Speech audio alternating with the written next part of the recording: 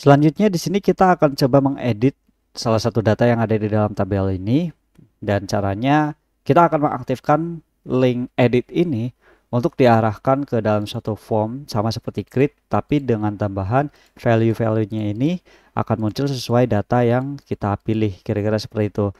Jadi ada beberapa step yang harus kita lakukan. Yang pertama, kita buat root-nya terlebih dahulu untuk halaman edit.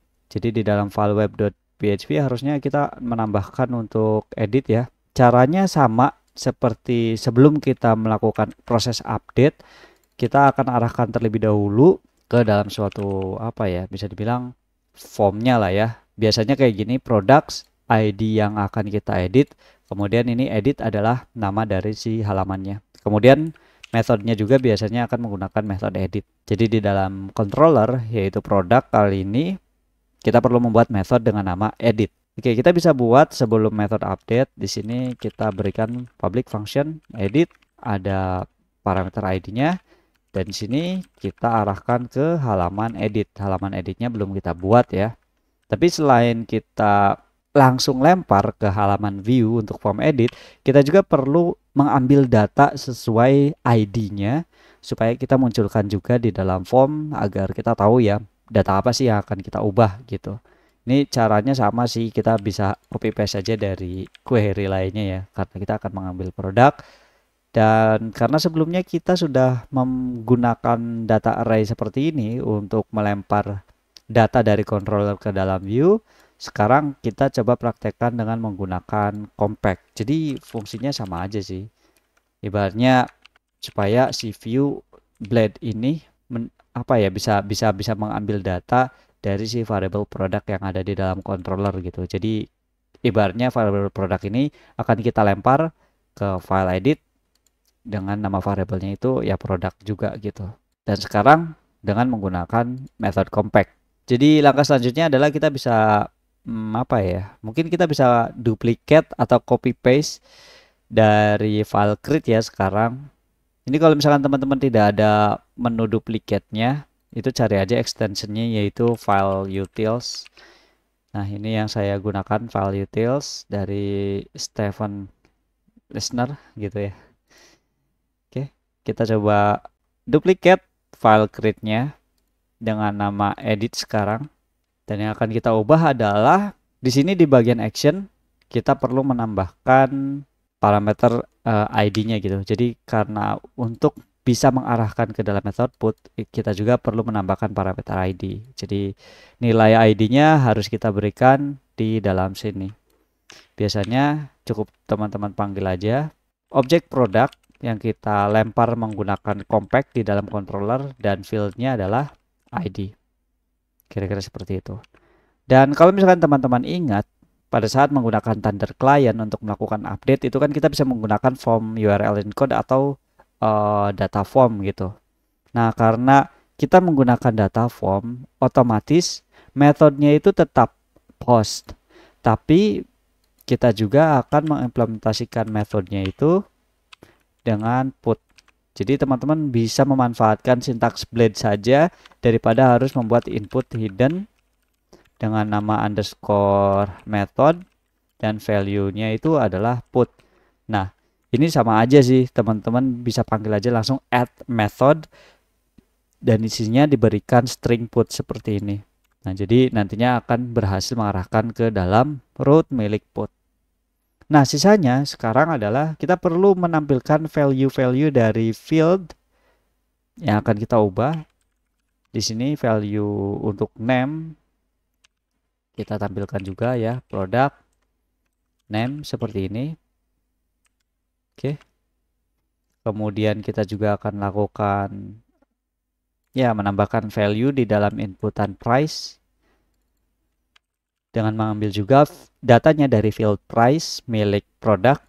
Dan sekali lagi variable produk ini didapatkan dari variable produk di dalam controller ya, di sini yang kita lempar ke dalam view. Jadi supaya teman-teman nggak bingung datanya dari mana. Untuk kuantitas juga sama, tinggal kita ubah kuantitas gitu ya. Nah, tinggal paling di sini nih yang di bagian checklist supaya menunjukkan bahwa status ini salah satunya di checklist, apakah itu true atau false, kita memanfaatkan si atribut check. Jadi atribut check ini kita akan berikan kondisi, kita akan mulai dari true aja ya. Jadi caranya itu seperti ini. Kalau misalkan data produk status ini nilainya sama dengan 1, maka kita berikan, kalau enggak ya kita biarkan kosong gitu. Kita coba save dan sekarang kita coba ubah di bagian file index.blade.php nya untuk kita aktifkan linknya, karena sebelumnya linknya itu kan cuman ya statik kayak gini. Sekarang kita akan coba aktifkan dengan mengarahkan ke dalam produk, kemudian kita berikan ID-nya dan kita berikan edit kayak gini. Oke, harusnya sih berhasil ya. Coba kita save dan buka di dalam browser, kita langsung coba aja. Refresh, kita arahkan pada roti, kita klik edit. Oke, not found. Harusnya products, kita kurang S. Kita kembali lagi ya. Coba kita klik roti. Oke. Oke, dan di bagian status ternyata kita nggak bisa pakai null exception gitu ya. Jadi gunakan aja ternary if biasa kayak gini, kita cek apakah produk status ini bernilai 1. Kalau iya maka kita berikan string check, kalau enggak ya kita biarkan string kosong. Dan ini juga kita lakukan hal yang sama untuk kalau misalkan value-nya itu false. Oke, kalau misalkan false jadi kita cek, kalau enggak ya kita biarkan. Maka hasilnya akan muncul seperti ini. Nah, sekarang kita akan coba ya ubah roti ini menjadi roti sari gitu. Misalkan harganya sekarang berubah jadi 10.000. Kuantitasnya jadi 2 aja. Nilainya true. Kita coba save.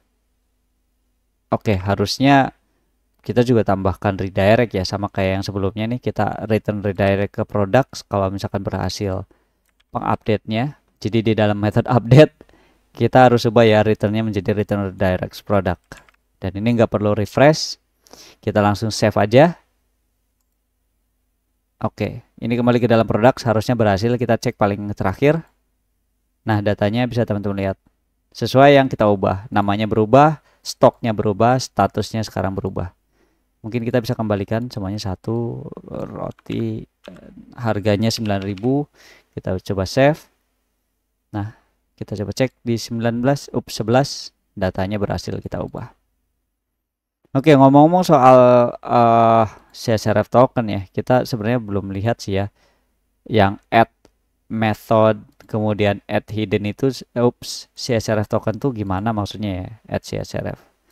Jadi di sini teman-teman bisa lihat nih, ada inputan hidden dengan underscore method dan ada underscore token yang isinya itu token. Jadi kalau misalkan teman-teman mengaktifkan lagi security dari si verify CSRF tokennya, nah ini kalau kita nonaktifkan lagi atau biarkan array kosong, ini bakal tetap jalan gitu.